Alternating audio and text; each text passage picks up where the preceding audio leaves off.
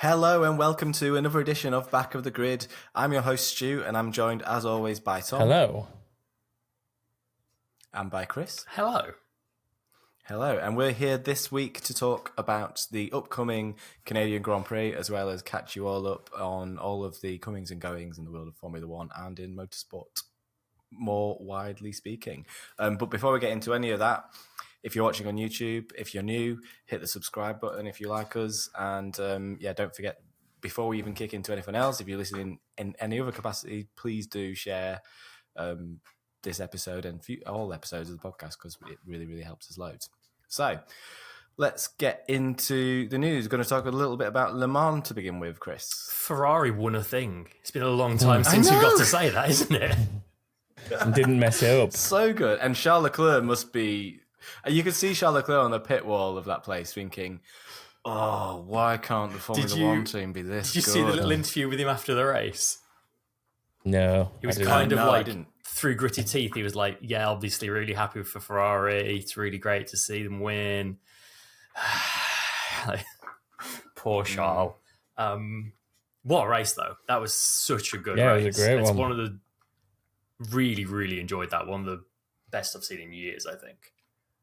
I say it every year, but it was a 24-hour long sprint race. It really was, especially with the sprinklings of rain at the start and stuff. So it's just kind of it took 6 hours for the race to really settle down and get an idea of what the running order was. I think in the hypercar class, every manufacturer led at some point during the 24 hours, which is the Peugeot led at some point. Yeah, the Peugeot had some lead. I didn't expect that. Did the official Porsche factory team lead at all? I know they did. Yeah, yes, they did lead at one point. The customer one did. The Hertz Jota did and crashed. Yeah, it was phenomenal. Came down to a Ferrari Toyota race in the end, and Ferrari came out on top.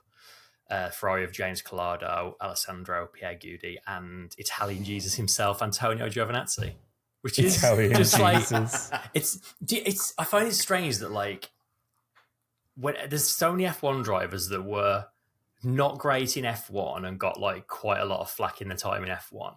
And then as soon as they go and do something else, the whole F1 community is completely behind them. Grosjean got so much flack, but every time he seems to do well in Indy, everyone's behind him. And Marcus Ericsson gets the same thing in Indy. Now it's the stage of Nazi. Everyone just seems really pleased for the guy.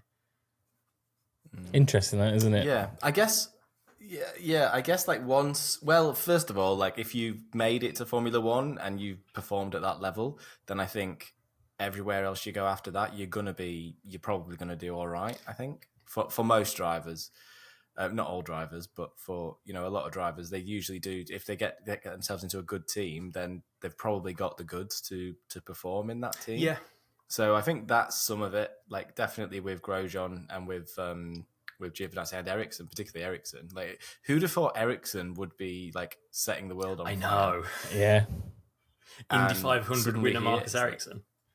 Yeah, he should have been two-time winner, in fact. Yeah. Yeah. Oh, well, let's not get into that. No. That's 2 weeks. That's 2 weeks ago. Yeah, and we're only a preview episode. We're talking about Formula One Grand Prix, not all that. So it's I'm really pleased to see Antonio Giovinazzi win, and actually Ferrari. Yeah, I'm really pleased to see them win the Le Mans 24 Hours. It's nice to see a different team taking the honours as well from Toyota, who've taken it. Goodness knows how many. They were fifth? I think they were sixth. Yeah, they were. Yeah, this would have been their seventh in a row if they'd won. Yeah, they were on 6, I think. It's funny how when there's other hypercars in the field, it's a bit more difficult to win. Funny that, isn't it? I suppose, yeah. You know what? I might have even said the same thing last year again, but. The last also since Audi and Porsche basically gave up, they've had no competition, have they? Pretty much until this year, they've had literally no competition. So, yeah. But I think it's great to see a really, really varied field. Lots and lots of hypercar teams. Lots and lots of really, really fast, really, really cool looking cars. The Ferrari looks like a weapon. It looks amazing, doesn't it? It looks awesome. Toyota the Toyota looks really cool as well. I'm a bit of a Toyota boy anyway, so yeah, I'm always gonna. I was happy that Ferrari won, but I was also a bit gutted that my boys Toyota didn't. Yeah, I mean, this was one of the first years in a while in Le Mans watching that hypercar class that obviously it used to be LMP1s, but it is the first year for hypercar. I get that, but as in that top tier, where I was kind of torn between who I was rooting for. So like, I really wanted Ferrari to do it, just because the car looks amazing and it's got like drivers I can sort of instantly relate to, like Gio in there and stuff like that. And then I'm a German kind of manufacturer. I'll instantly stick to those immediately. So Porsche is always on my list. You're an Audi boy. Well, I'm a Merc boy, aren't I? And then Audi and Porsche by proxy. And just like VAG group will be fine if Merc isn't competing. But then you do love the VAG. I love the VAG. But then like Toyota as well, like I'm with you, like Toyota's in terms of the fun road car side, like the GR line basically of vehicles. Yeah, that's what I'm down for as well. So like to watch those three going head to head was awesome. And there's so many more manufacturers like lined up to join Hypercar over the next couple of years. As soon as next year. Next year, Alpine, Lamborghini, and BMW are all joining. Yeah. Which is going to be... And then Ford are due to do it 2025, I think. They're due to be re-entered. Right. Yeah. So, like, there's... You know, they're drawing them in. They're drawing them back in, which is awesome. Yeah, they seem to have created a formula that attracts manufacturers. Weird, that isn't it? Who knew it was possible? Yeah. I think the other thing that I came away from it feeling like was obviously because this was the 100th running of the 24-hour, which was like 100th year, 100th year, not the 100th anniversary. Running. Yes, yeah. It's the 91st running, I believe. I'm right in saying. Right, of course, yes, but like obviously it was a big deal. But we've seen so much in the past couple of years of F1 like trying really hard to make everything seem like this big spectacular event. And then watching this, it just actually felt like it was a big spectacular event, but kind of effortlessly. Like, it didn't need to try hard to be forced, incredible and one of a kind, because it just was. And well, that's it, isn't it? Yeah, they're not pretending. No, you know, they're just.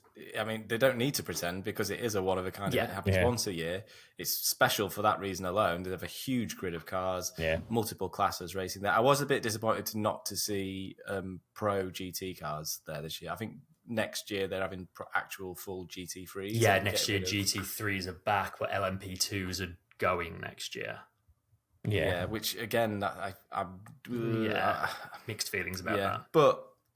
But still, like Garage, we can't end this without talking about Garage 56 as well. Jenson Button's NASCAR, so good. I mean, not just his NASCAR, but significantly for us, it was Jenson Button's NASCAR. Yeah. It was what a beast. Oh, it sounded incredible. And it was like twice the size of any other car out there as well. Yeah. Do you know what? There was shots, you know, when they were behind safety cars and doing the whole like the whole reordering themselves into class grouping behind the safety cars. There was bits where you saw it in shot with the other like GTs and especially the LMP2s. And it reminded me of, you know, the BMW memes from a couple of races ago, from a couple of months. The big M8 memes. Yeah, and it just reminded me of the M8 again, just like it was really twice the size of an LMP2 car, but it was fast. Like it definitely outperformed what I thought it was going to do. Like I knew they'd be able to mix it with the GTEs, but I didn't think they'd be able to do what they were doing against them. Until their transfer case blew up, and then they had to go to that was a shame. garage and spend ages fixing it. That was a bit of a shame, but. I mean, at least they made it to the finish, and they were close to. I'm not sure exactly where they finished, but at one point they were close to being the best ever Garage 56 entry. Were one place behind the record in the end. Just missed out on it. But just missed. The thing that's kind of sad about that in a way is the fact that because of this new thing where after the safety car they shuffle the pack back to grouped by class to sort of stop like. Hypercars getting tripped up by LMP2 and LMP2 by GTE and so on and so forth. Because of the way the Garage 56 classification was working, every time that happened, they were having to go to the very, very back of the pack and start last. So they'd work their way up to the front of the GTE field. Then there'd be a safety car and they'd just have to do it all again. And if it wasn't for that, or they'd naturally slotted in between the GTEs and the LMP2s, where they were on pace, they would have easily finished as the best Garage 56 result, I think. Don't love that rule. I don't mind. I didn't mind the rule. I understand why they've done it, and it did sort of work out. It's the overall, but it's kind of it comes from the Formula One school of letting lapped cars through, I guess. That's the idea. It's they don't want the slower cars interfering with the racing. It's from IMSA, so they do it in IMSA, and the teams that didn't like it were basically saying, why are we doing this American thing when we're Le Mans, we're world endurance, why are we doing this? But the main complaints were from the likes of Toyota, who were running at the front, and obviously what they don't want is the hypercars that a lap down and having to fight through traffic, or we're just having traffic in the way. They didn't want them losing that disadvantage. So I can see both sides of it. Yeah, totally. I think that makes sense because when you've performed, when your car's performed and you're in the lead, and the other car, first of all, the cars ahead of the we've somehow gotten into a huge we've become an endurance racing rules podcast. Debate. I mean, there's not much more this week. Yeah, I think when you've earned your position and your car has performed and you've not had any sort of faults with your running during the 24 hours, because a lot of it is just keeping your car going, isn't it? It's not necessarily always about having the best time on track, being the fastest. Yeah. It's about keeping your car in a window where it'll perform and where you can do the most with it and where it won't break. And certain teams do that and they earn position and they do well, and other teams not so much, and they fall behind, and they fall so far behind sometimes that they're literally behind the other classes. And it kind of takes away the opportunity for the other classes to beat the classes above, true. Which is totally possible. That's a scalp in its own right, isn't it, to be finishing ahead of something that's in a higher class. And do you know, I never actually thought about that bit of it, to be fair. But I Garage if they've 56 gone more than a lap behind the field, then it makes sense. Yeah, but the Garage 56 thing is a prime example of that, really, where they should have probably quite comfortably finished ahead of all the GTEs without any major problems of their own, and probably being able to get ahead of LMP2 cars that had major issues and gone a few laps down or something from accidents or mechanical trouble. So they're out of it all. They're the team that I sort of feel most sorry for. I think within the other classes, it sort of just played out more or less as it normally would have anyway. But they're the ones I sort of feel most sorry for. Yeah. Well, on the other hand, as well, just my final point on the topic is if you've had issues and you've fallen behind, and I guess this is just safety cars anyway, I suppose, but you're already catching up loads just by because it's just one safety car queue now, isn't it? No, it's instead of having groups of safety cars, three and then they merge them. Right? Three come out, and they still group them like they always have. And if you pit, you still have to wait for the next safety car group to pass you so you can join the end of it. But then at the end of the safety car period, they release the back two packs essentially to catch them back up.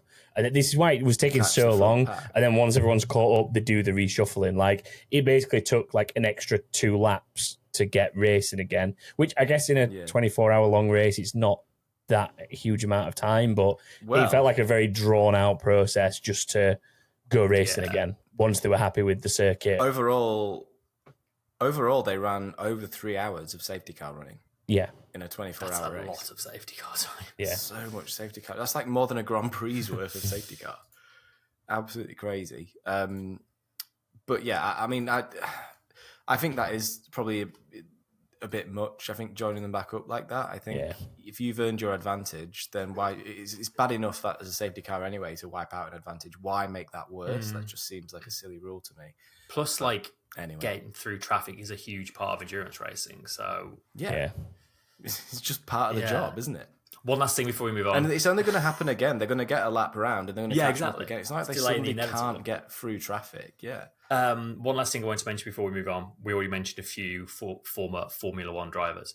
Brendan Hartley was an absolute monster in that race. Like, in the end, they came up short and finished second. But man, some of the stints that guy did were unbelievable. He did a 4 stint as well, didn't he? He did a... Yeah, of 4 stint. Yeah, of pretty much qualifying laps as well for most of it. Like, absolute demon. I think it shows you, like, because I was thinking about this, and it must be, these cars must be obviously so much more comfortable to drive than what a Formula One car is, because they're designed to be driven by people for a long, long time. And obviously the chassis can only take so much, so your suspension has to be soft enough that you can keep taking those hits over and over and over again without breaking the car, without putting too much stress and force through the components of the car. So they're inherently more comfortable to drive. So it is a little bit easier to drive that many stints in one of those cars compared to, say, a Formula One car. But still, like, the effort involved and the G these cars can pull through corners to keep yourself going for that amount of time, the braking forces that they've got and stuff, they're not a million miles away from a Formula One car in terms of the physicality of really, really doing push laps over and over again. So, yeah, I mean, props to him for doing that. He's done an amazing job there, hasn't he? Agreed. Yeah. Someone in the chat just reminded me as well. One last mention is a guy called Fabio Schreier, who was in the winning LMP2. Early on in the race, he got clipped by a GT in the pit lane, and I don't think he broke his foot, but he very much severely hurt his foot. Carried on, did all of his stints the entire rest of the race with an almost broken foot. Then, for good measure, in the final stint, his radio broke, and the team were using tape to make makeshift signs to hang over the pit wall to communicate to him for his last stint, and they still came through and won the class, which was ridiculous. Insane. Was that the green and yellow car? Yes, the cool Inter Europol. Yes. That was the battle of the Polish teams at one point. Yes, it was between them and WRT, with Kubica in it, and Simiowski, is it, that was the lead driver for that team? Because it's his team in it, or his father's team or something. Like, it's a family-run team. But yeah, it was like Poland versus Poland, and that was a good battle. If you get a chance to watch highlights, pick out the highlights of their battle for the lead of LMP2. Sort of, it was going into the morning. I think it was the 9 a.m. or something in the morning. So I'm being told he had a broken big toe, by the way, for those who are interested. Right, should we move on and talk about some F1 stuff? Just final thing, because we have this quick Le Mans chat has turned into like a 20-minute Le Mans chat. The shout out to the Iron Dames, who I'm sure wanted to call themselves the Iron Maidens, but copyright issues probably stopped them. They led the GTE AM class for a long time, for large chunks of that race. At the end, they fell away in the end, but really, really amazing performance from an all-female driver lineup team there. They're very cool. And a very quick shout out to the livery of the ORT that was second in the GTEs, because it looked like a dinosaur. Was that the shark one? It was the dinosaur one, Yeah. I know the one. That's on Gran Turismo all the time. So if you're a Porsche aficionado like I am on Gran Turismo, then you'll see a lot of that one. Yeah, shout out to that. Okay, next one. So, bit of news to catch up on the last few weeks. Chris is going to tell us about the Honda to power Aston Martin. Oh, yeah, of course. Honda we saw this huge news that we kind of missed out, because I think we were expecting a couple of quiet races and we'd fit on some news, and then Monaco ended up being one of the longest podcasts we've done all season. But yeah, so Honda are back to power Aston Martin from 2026. Obviously, Honda officially pulled out of F1 at the end of 2021, but then sort of half came back to manufacture parts and help Red Bull build the engines, which are now badged as Honda Red Bull powertrain engines, but they're not technically officially Hondas. It's very silly. But yeah, they've decided to make a full return with the new regulations that are coming in 2026. They've basically said F1's push for sustainability is why they want to do it. So as a reminder, they're going to be carbon neutral fuel. The maximum fuel's going down from 110 kilos to 70 kilos. MGUH is going, thank goodness. And the Energy UK is going up from 120 kilowatts to 250 kilowatts, which is basically like having a Gen 2 Formula E car attached to your V6 turbo. It's pretty huge they're coming back. I mean, Honda obviously think it's much worth to the ire of Christian Horner and to Max Verstappen. Yeah, they were quite happy. I mean, Christian Horner literally said, if we'd known this, we wouldn't have bothered spending millions setting up Red Bull powertrains. To be fair, they've got Ford coming and joining them 2026, so I'm sure they'll be okay. But good move for Aston Martin, I feel. Like, they're essentially going to be a Honda Works team, aren't they? Like, yeah. Effectively. Weird. Aston Martin, Honda, like two quite sizable automotive brands. But then the other thing is Aston have never ever made their own engines, have they? No. They've always had engines from other generally suppliers. I think Mercs and stuff, in their road cars were doing their thing. There was a time when Volvo were heavily involved in Aston Martin. In fact, to certain Aston Martins you can buy, and if you peel off the Aston Martin badging from the key, there's the Volvo logo underneath it. Fun little tidbit for you there. I guess it goes back to the old thing of like, you're never going to be a manufacturer using their engine as a customer team, which, I mean, technically Aston Martin have been doing that this season, but like, how long can that actually last? And having a direct link with being the only car using that manufacturer's engine. Yeah. Stay tuned for the storylines to cover that one. And honestly, this just feels like another step on. Again, a few years ago, Lawrence Stroll said, like, we are here to be, the plan is to be fighting for world championships within, I can't remember exactly how many seasons he said, but like, they've made all the right moves since he said that, and this just feels like another huge step on that journey. Yeah, I agree. I think that pretty much guarantees Alonso is going to be around until at least the end of 2026 as well. Yeah, well, I think when you can see the power that car is generating, the current Honda is generating, because it is, let's face it is a Honda powertrain. Yeah. However you badge it, it's still been Honda engineers who got it to where it is, and Red Bull, yes, they set up Red Bull powertrains to manufacture the components, but they were still designed by Honda, so it's a Honda engine. I think for all of the talk of what's Alonso going to think about Honda being the thing after the bad experience he had at McLaren, it's a different it's a whole different kettle of fish now. That engine's very, very much on a par with most of the other things. Yeah, but probably at least on a par with everything else on the grid. So if not better, if not the best, it could be the best. We'll never know because we never get that kind of data. Really, you can extrapolate from lap time, but you never know how much downforce people are running, how much drag they've got. So it's very, very difficult to figure out. They reckon that each power unit is probably within 10 or 20 horsepower of each other, which is, when you're talking 1,000 horsepower engines, it's nothing. Yeah, it's negligible. So exciting to see that for Aston Martin. So that'll be 2026. Let's go to the next one. It's exciting stuff. A few bits of like personnel moving around that we've missed as well, so we'll rattle through it quite quickly.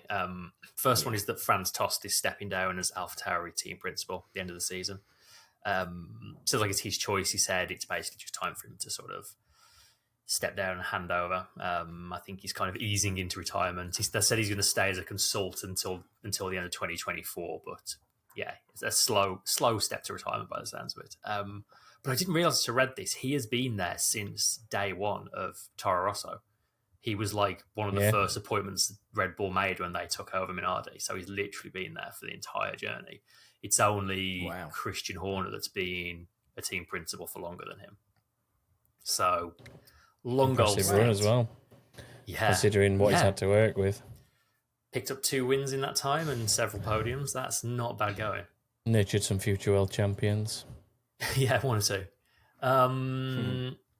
He's going to be replaced as team principal by Laurent Mekies, who is currently the Ferrari sporting director and assistant team principal, which is quite a big get for... It is. It's a logical move for that guy, I think, if for Mr. Mekies, if he's going to... They're an Italian team. Yeah. So he feels a lot like not necessarily having the James Vowles to Williams switch, doesn't it? It's a guy who's got up to a certain point. He's ready to step into like a more of a leadership role. He's gone somewhere there's a space. And also he used to be there. So he was also there when Red Bull first acquired Minardi. Then he worked for the FIA. He was safety director and then deputy race director for a few years at the FIA before he joined Ferrari in 2018. And then they're also appointing another former FIA guy, Peter Bayer, who was FIA executive director, and he's going to become the CEO of AlphaTauri. So, AlphaTauri to move back to Ferrari engines. That connection. Guys, I forgot they used to run Ferraris. Back year-old Ferraris they ran for a while, didn't they? Yeah. Once upon a time. Probably year-old used Ferraris. Yeah, probably. Next one, McLaren. Yeah, I mean, I feel like every other week we've got someone either departing or joining McLaren. This time they're signing someone. It's a pretty big deal, actually. Rob Marshall, they're signing from Red Bull. So he was the chief engineering officer at Red Bull. He was there for 17 years, and McLaren have managed to coax him away to be their new technical director, engineering and design. Christian Horner said that he described him as an instrumental player in their success, but he did say that they'd basically recently moved him into a new role that meant he was outside of kind of day-to-day F1 stuff, and he wanted back into that, and McLaren came along and made him an offer he couldn't refuse, basically. So, you know what, Chris? You're an instrumental player. Oh, thanks. That was unexpected. It's a big signing, though, for McLaren. Like, he's been someone he's literally been at Red Bull for all of their success as a manufacturer in one of the top jobs. So big old signing that.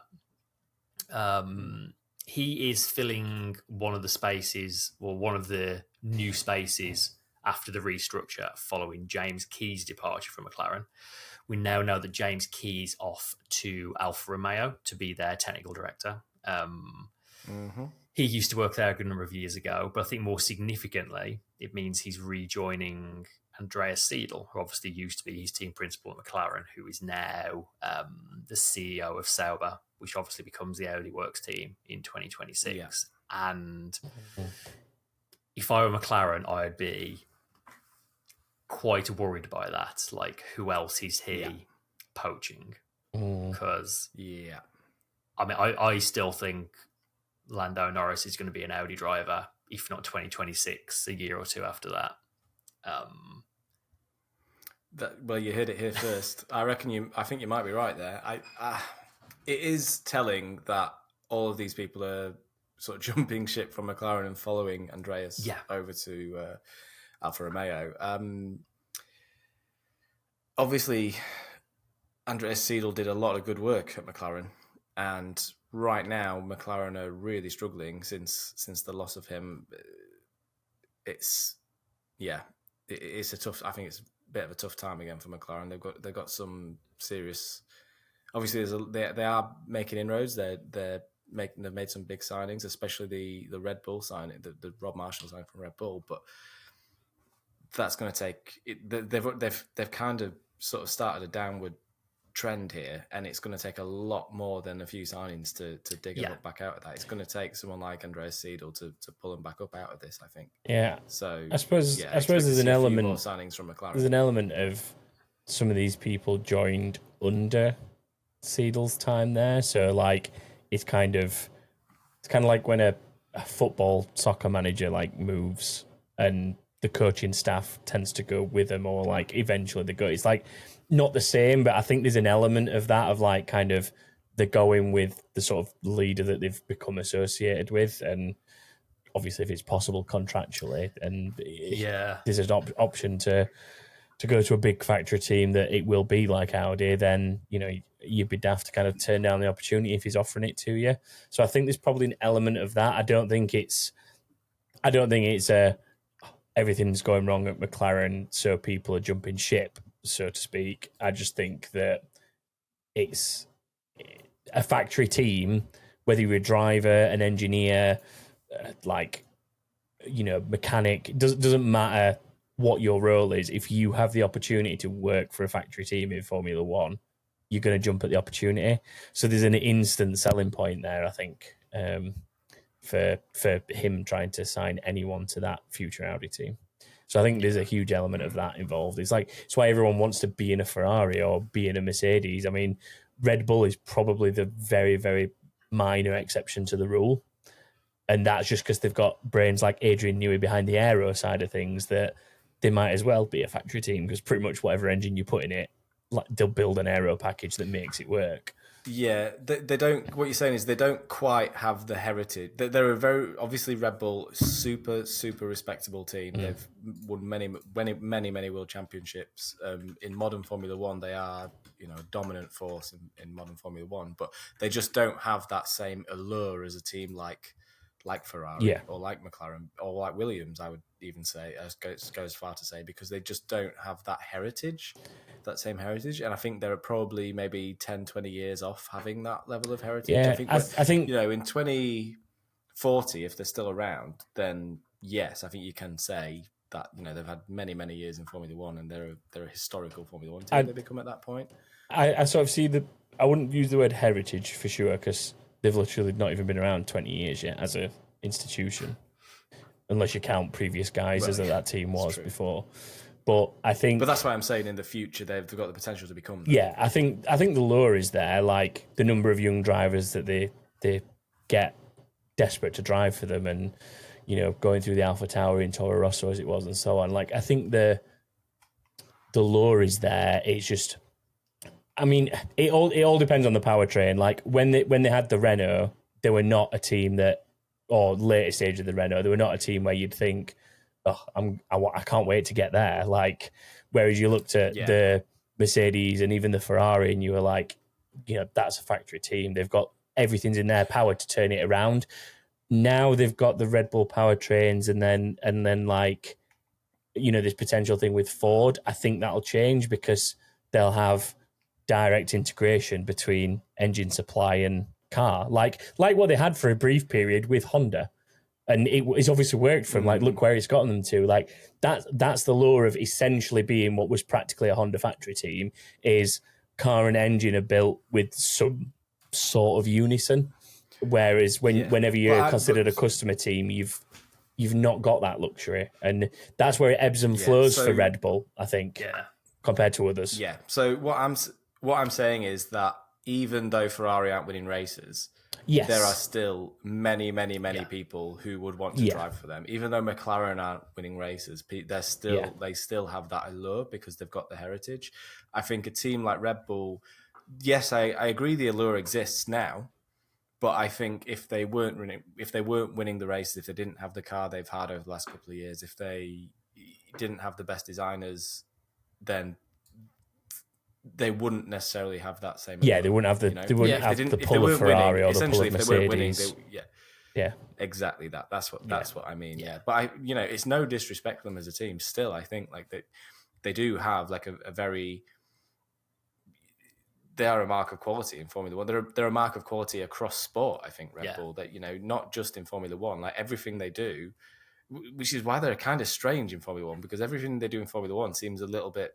They're almost a little bit stuffy in Formula One, whereas every other sport they do, like the launch was just kind of like, didn't feel like a proper Red Bull event. It felt like a Red Bull Formula One event. Yeah, and everything else Red Bull do, like the Red Bull Air Race is one of the raddest things you'll ever see.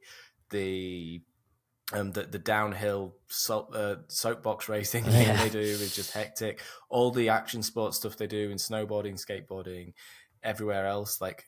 Really, really, really cool, interesting action sports. But when it comes to the most extreme of the action sports, the most extreme sport, Formula One, which is what I've always called it that, they just don't seem to have that same pull for me as what all the other what not all the other teams, but what some of the other teams do. Real outlier, aren't they, to the rest of that brand? Yeah, but it's a cool brand. It's a very cool brand. I think Danny Ricciardo probably encapsulated actually in terms of a Formula One driver. I think Danny Ricciardo is probably, as a brand ambassador for Red Bull, is like the perfect. He's the closest thing. Those two so well. Closest thing to a traditional like Red Bull athlete, as you would call them, for what you'd expect from like anyone in any other sport that they sponsored. athletes in. Yeah, basically. I mean, he's just bloody cool, isn't he? It's the happy-go-lucky attitude, though, cool isn't dude. It? Like that's kind of the nature of all the other sports that they sponsor people in and promote people in. It is quite like they're all sort of upbeat, happy-go-lucky, like carefree kind of people. Maybe because of the nature of the sports that they're in, but still, like you say, in comparison, the F1 team is very stuffy and. Yeah. And I would actually call Daniel Ricciardo an outlier in that respect. There's not many free, happy-go-lucky, genuinely cool Formula One drivers, really. Yeah. If you look up and down that grid and tell me one driver that you think is actually like legit a really 100% themselves. I think Daniel Ricciardo is probably like the only one. Like Bottas has like semi-taken on that mantle, but not. But there's same still way. that like Formula One-ness about them. There's still that like corporate, like official, toe the line kind of vibe to them. They don't really do, and even Ricciardo's got a bit of it too. So, Stu, I can't believe you're calling a mullet and a handlebar mustache corporate. Oh, dude, it's the most bogan like thing you can have. Like, all the Aussies are doing it at the moment, aren't they? Yeah, they're all loving their. Not all the Aussies, obviously, but a lot of Australia. There's a subset of Australian people who are adopting the mullet mustache look. Bogan Something's Bottas. gone very awry when Oscar Piastri isn't the most Australian driver on the grid. Yeah. So true. Right, shall we talk about tyres, Chris? For very briefly, last just little thing. I guess to lead us into the next race. We've got the tyre allocation for the next three races. It's Canada and Austria. We've got the softest compounds of the range, which hopefully will mean multi-stop strategies for those two races. Silverstone, as usual, is the hardest compounds.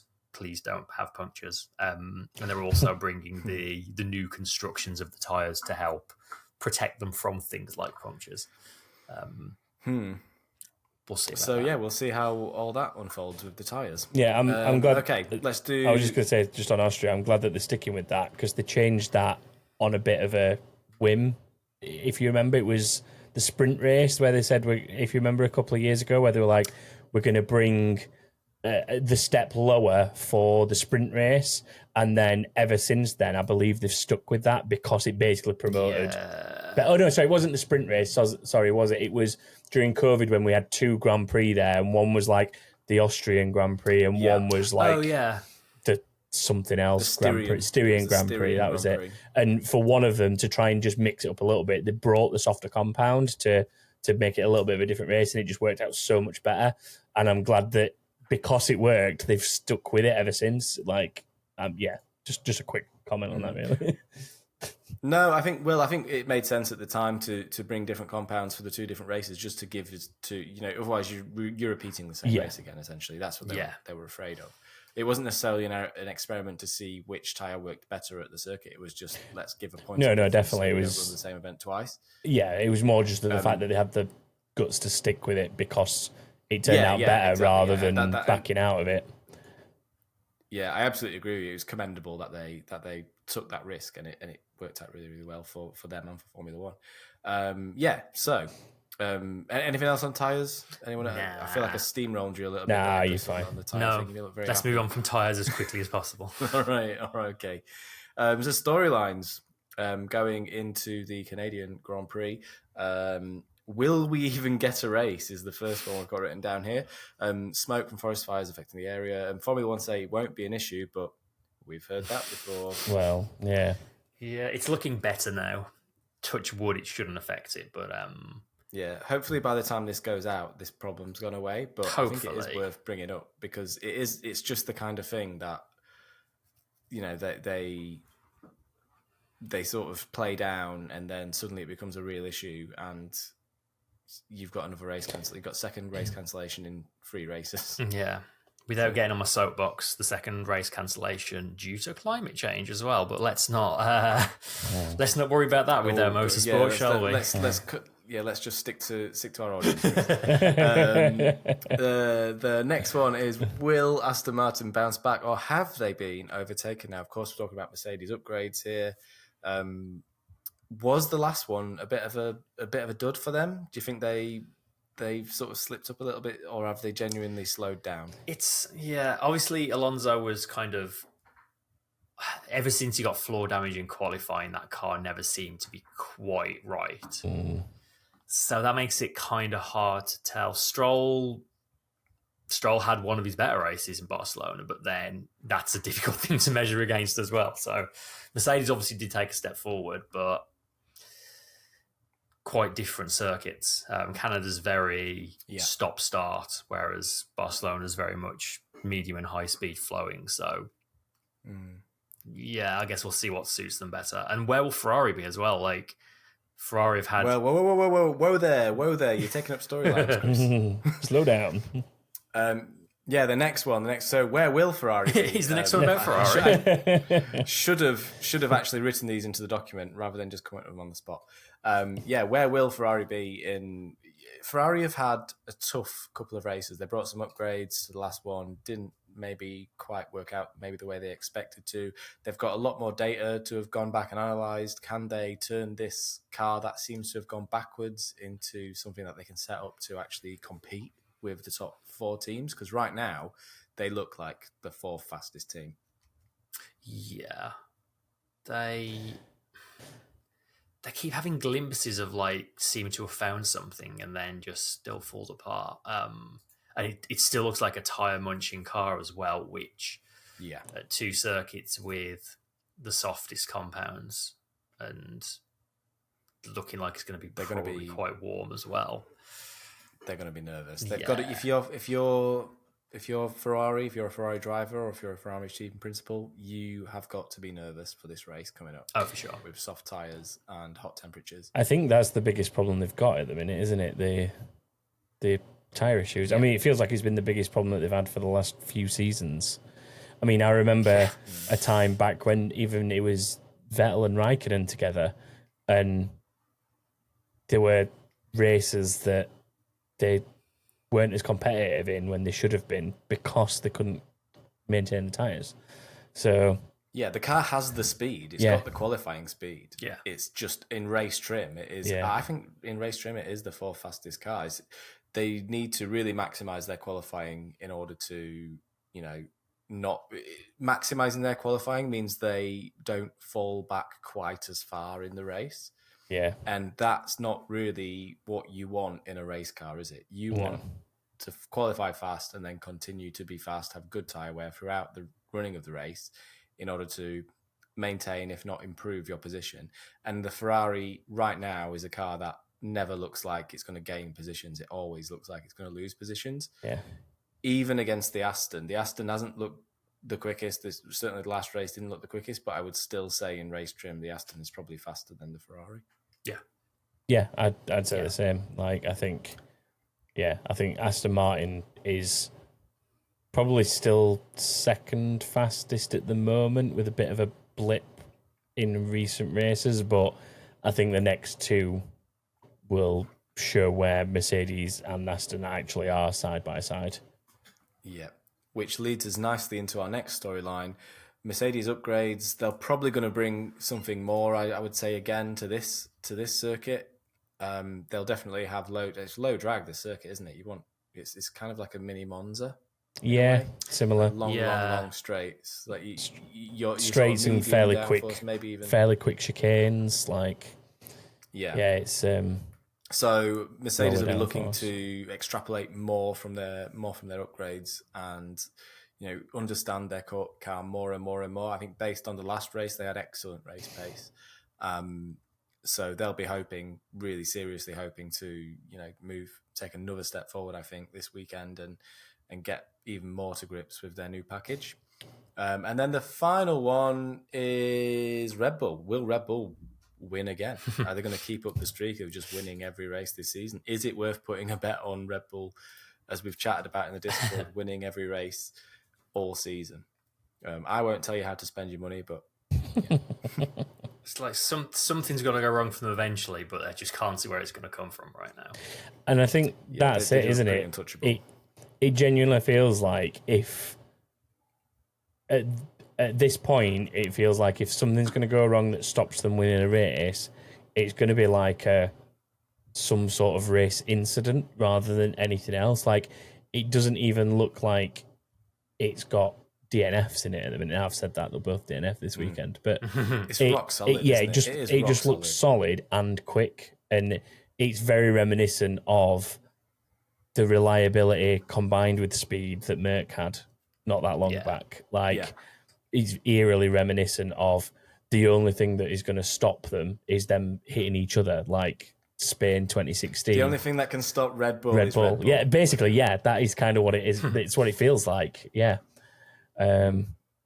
So I might go find those odds. So, yeah, with all that in mind, it's time to make some predictions. I think I know what my first two predictions are going to be. I'll tell you right now. Fastest Verstappen, winner Verstappen. It's easy this week. Discord have just asked if he's ever been in the Wall of Champions, and I don't think he has. Not that I'm aware of. Maybe this is his that time. Thing, he doesn't even need to push it that hard to get a pole position at this race. Like, he'll be fine. There's no. Maybe I'm jinxing him, commentators curse and all that, but Max Verstappen is not going to be in the World Champions when it matters. No, that's the thing. If it's on a Friday, so be it. Yeah. Have you got a prediction, Chris, since our Stu was so nice to just throw both his out there? You don't sound resentful at all. Who, me or Chris? Which one? All of the above. I'm trying to think for a way to not be boring about this, but I've got to agree with Stu. It's not about being boring. You got to go for points, man. Like, this is why we're it's trying not to be boring. That's given us such bad scores all season. Like, we need to be sensible. I'm not going to be boring, but I'm also going to have logic in what I'm saying. In theory, Hitters. Hamilton pole, Verstappen win. Okay. You're mad. You're a mad. This is a Hamilton circuit, and I've got faith in some of those upgrades. And I will also point DRS, man. The long straights, DRS. Wall of Champions, mate. Wall of Champions. We've seen him throw a quali away on a final corner wall on at least one occasion, if not more than one occasion. So, I'm going to Hamilton pole. Alonso was second on the grid there last year in an Alpine, so... Yeah, mate. And he got a bigger cheer than Max Verstappen as well, didn't he? So, I'm pretty sure we're all right on the win. Qualifying's been close this year. Yeah, there's room for something different to happen there for sure. Very true.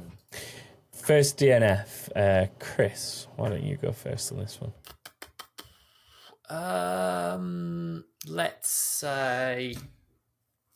I just saw two renditions of Stroll popping up in the chat. Yeah, I was thinking home race. Stroll on pole. One was for Stroll on pole, but it's worth an extra 10th. He needs more than a 10. Yeah, he does. That'll get him to third, maybe. I'm going to say Logan Sargent. Okay. Stu, how about you? Why? I'm going to go with this. Sargent is a good shout because he's really struggling, I think, Sargent, at the moment. De Vries has kind of got himself in gear and he's been looking a little bit better. I'm going to say no, Wall of Champions. Yeah, I'm gonna say no DNFs. No DNFs. Zero DNFs. Nobody. Okay. I've just ordered an Aston Martin hat, so I'm gonna say Lance Stroll. Combination of I've ordered an Aston Martin hat and Lance Stroll is Canadian. Double whammy. It's a nice hat. It is a lovely hat.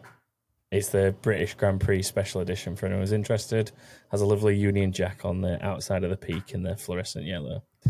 It's very nice. Thanks to Paul D in the Discord for basically just triggering my I must buy impulses by screenshotting it to me and saying, "Here you go, Tom."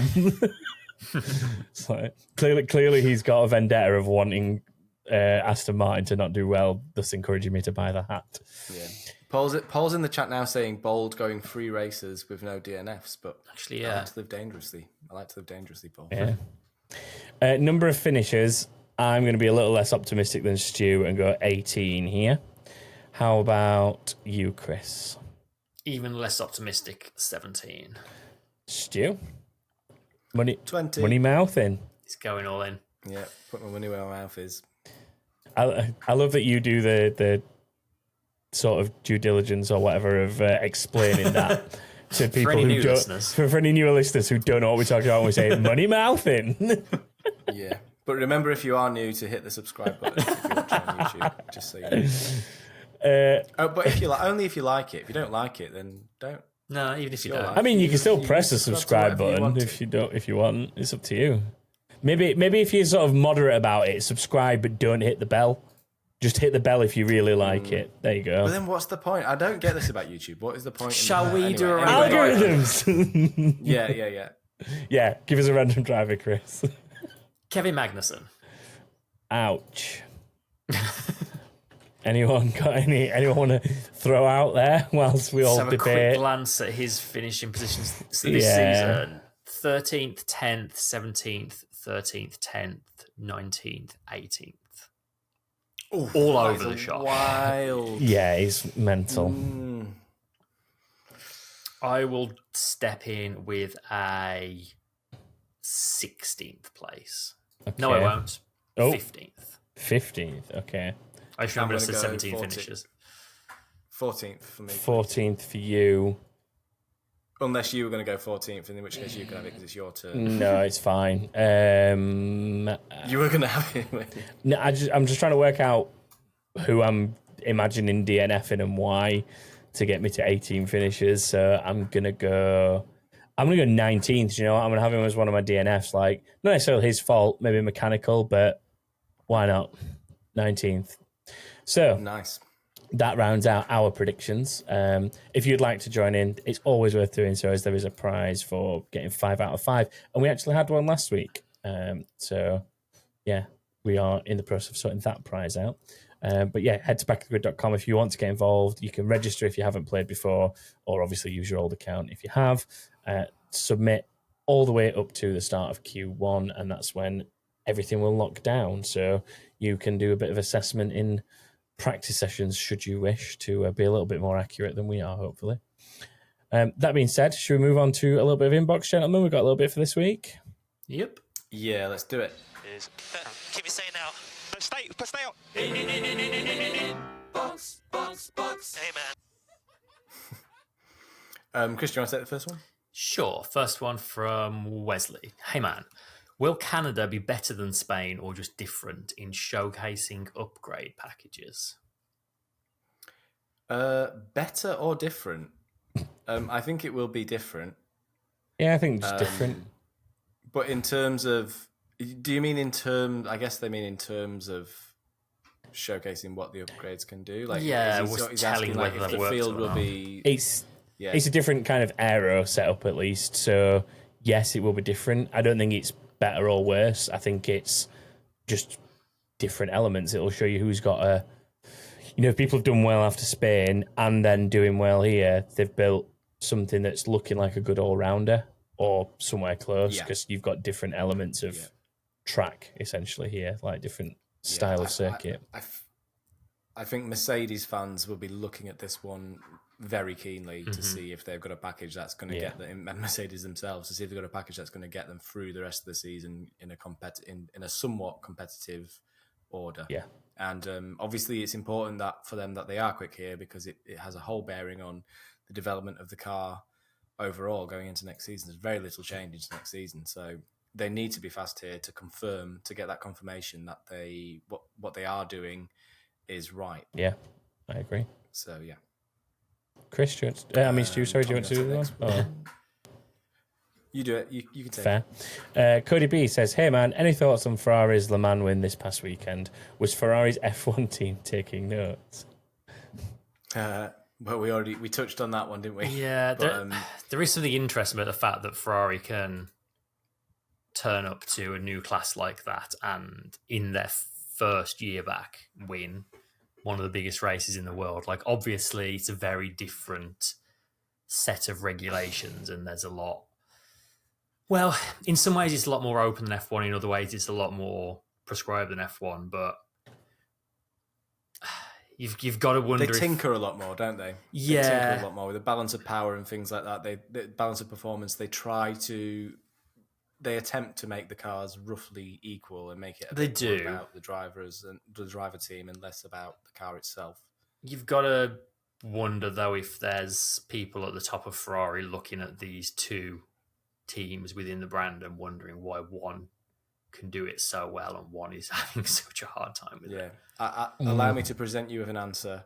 Severe balance of performance changes. That Toyota was a lot quicker before. It was. They've done a lot to rein that thing in, I think. That definitely helps. Oh, one more thing I wanted to mention on Ferrari as well, their hypercar program, is that the winning car at Le Mans this year, all three of the drivers, it was their first Le Mans win, which is actually quite rare these days. Generally, teams like to put in one or two more experienced heads, but credit to Ferrari, they've basically stuck with their own stable of drivers. Like, they're all drivers that have been with Ferrari, be it through F1 or GT programs or whatever, and they've kind of stuck with their stable and promoted them up. And I think there's a lot to be said for that. I think I should take a lot of credit for that. Absolutely, definitely. I think it's commendable that they've done that. They could have easily got, for that car especially, it's a good car. They could have got anyone to drive. Yeah, exactly. Yeah, they could have even thrown their Formula One drivers into that. Yeah.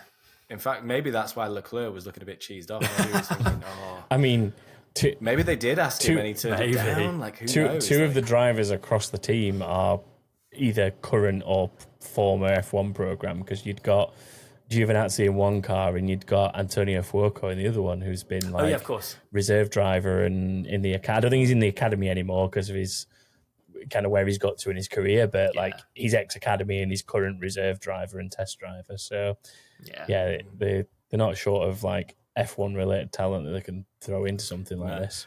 I mean, I want to live in a world where the Le Mans teams that have got a Formula One team, or the brands that have a Formula One team, pick their Formula One drivers out of Formula One and drop them in the Le Mans cars for the Le Mans race weekend, right? Why does that not happen? Like, Ferrari could run a third car for Le Mans next year and have one or both their F1 drivers in. Like, that would be so good.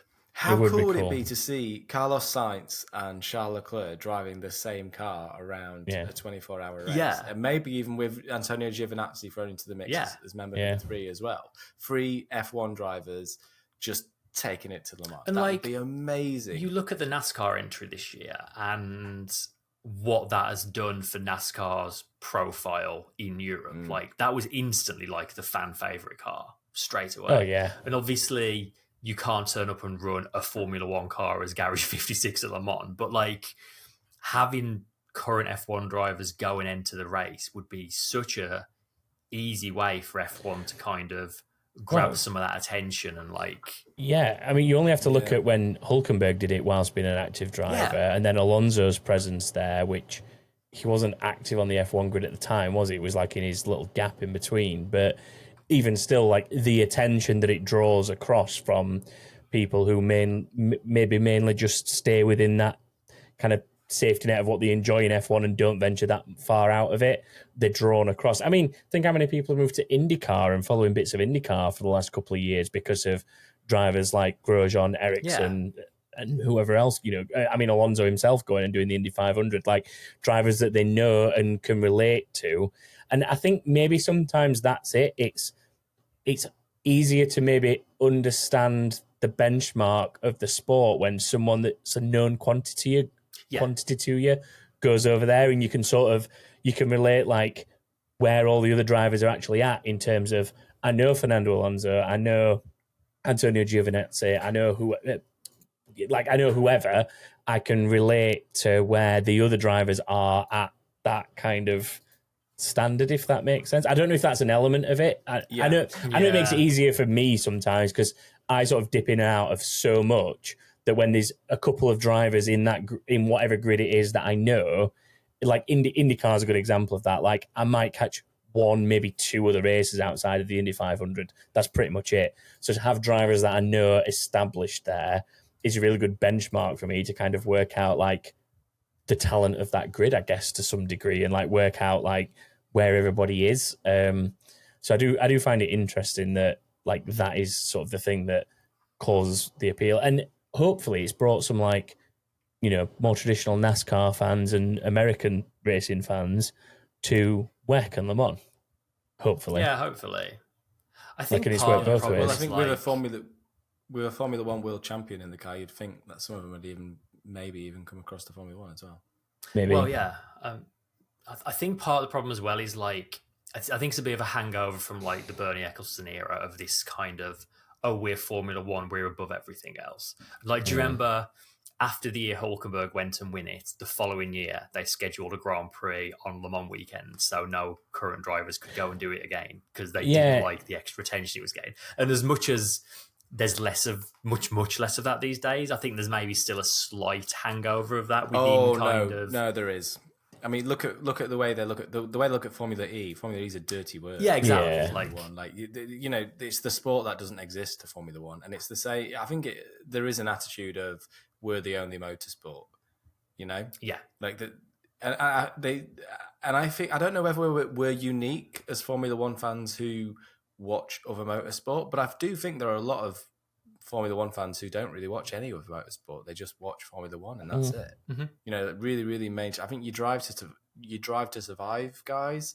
You're new people to the sport who are just getting into motorsport. I think probably they start with Formula One, and that's a huge, huge part of the Formula One fan base. Yeah. So the fear is that they'll go off, discover other motorsports, and realize that some of them, say it quietly, are a little bit better, and they'll maybe stop watching Formula One. I don't believe people will, but that's got to be the fear, right? If you're running Formula One and people are going away to watch other people going to watch rallycross, whatever, like you don't want that. I mean, there's an irony that obviously they're all FIA based sports, which I mean, I get that obviously Formula One's privately owned, two different, but like the only thing that Formula One will generally acknowledge on a week in, week out basis is its own feeder series, as in like F2 and F3. Yeah. And that's because they're sort of junior products to their product anyway. So it's all under the same umbrella. They don't even like the commentators. They don't even like it when the commentators mention other sports. No. So you can hear if they ever get a guest on and they accidentally mention like another sport, all goes like there's just like a moment of quiet where it's like, oh, you shouldn't have said that. I mean, I know they're not all like directly F1 because they work for different broadcasters and such like, but like both Brundles, Martin and Alex, Anthony Davidson, like people like that who actively is still very much part of. I mean, Paul Di Resta was racing in Le Mans this year. Like, there's parts of that coverage program, no matter like which feed you're part of, that are very heavily involved in WEC and other parts of. I mean, Jensen when he's on, like, think about all the different things Jensen does. But unless it's like the say Sky Sports specific bit, there's like their own little bit of content, and it's not the world feed version, if that makes sense, because obviously there's two elements to the Sky coverage. There's bits that make the world feed and bits that are their own. Unless it's the bit that's their own, they don't talk to Jensen about NASCAR, generally speaking, or whatever, you know. They don't really anyway. Yeah. But like, if they do, it's kind of really out of the way. You have to kind of almost go digging for it. Sometimes. Yeah. And I think there is like a bit of a, oh no, it's a bit of a faux pas. You can't talk about anything that's not Formula One or a feeder series whilst you own the coverage. But this is the other. We could go on for ages about this, but I'll try and wrap up a little bit. But like when you look at like the way they apply rules in Formula One, they never really take example from good things that happen in other series. No. So it is almost sometimes like they've got their head in the sand and they don't want to admit that they even exist. You know, there's so many good ideas around Formula E, around World Endurance Racing, around, you know, all these other motorsports that are implementing different styles of rule changes into their sport, which, you know, even A1 GP, which is supposedly coming back, there are elements to all these things that like Formula One could cherry pick and take bits from and make their sport better. And they don't even, you know, for all the tinkering that they do, they never, ever, ever implement anything unless they thought of it themselves, or unless they can claim to have thought of it themselves. Or they'll at least you know, they don't want to be seen as copying anything else. Yeah, they'll they'll tweak it a bit or something to make it look like it's their own idea, essentially. Which is why, like, whenever there's a change, it's always so disastrous because they try things that are just clearly not going to work, and there's so many other options that they're scared to death of trying because it almost vindicates the other sport. That they end up with just the kind of the leftovers, and they try and do those, and everyone hates it, and they get a load of flack. So, you've actually just quickly as well reminded me of another thing that I really loved about Le Mans this year, which was, as well as the normal WEC commentators, obviously like Anthony Davidson normally turns up and does bits of it. Alex Brundle was there. I think Martin Brundle popped up at some point as well. But then they also brought in people like Alex Jakes, who's one of the current F1 commentators, and Lee Diffie, who's the lead IndyCar commentator. And they were kind of there coming in, just to enjoy Le Mans because they all love motorsport. But every time they were there, they were kind of talking a bit about the series they do full time and comparing contrasts and stuff. And it was such a good combination of people they brought in to do it. And again, just being able to just talk about motorsport in general and celebrate it rather than be so blinkered to like, this is the only thing we're allowed to talk about. It was so nice. And I think you've nailed it there. I think that is kind of like we can wrap up on this because that's what Le Mans was. It feels much more like a celebration of motorsport. Absolutely. Than anything. You know, it's a 24-hour race. Of course, there's like the celebration of motorsport aspect there. But like the fact that they do get other people in from all around, it was like the greatest hits of motorsport commentators almost across the 24 hours of the race. And obviously they've got to get lots and lots of people in to do commentary because it's a long old race. I agree with you. I really, really enjoyed that part of it. And I think, long may it continue. Yeah. World Endurance Championship is the ultimate celebration of motorsport, and don't go changing. So next episode we start covering WEC, back of the WEC grid. Depends how good the Canadian Grand Prix is. Yeah. You can find us on all of the usual social media places. If you've got this far, thank you very much for listening. If you want to subscribe to us, like we keep telling you to, please do that because it's a huge, huge help to the show. If you like us even more, you can find us on Patreon. It's backofthegrid.com. Patreon.com/backofthegrid. You can find us on all the socials. And thank you so much for listening. And we'll see you next time. Goodbye. Bye. Bye, everyone.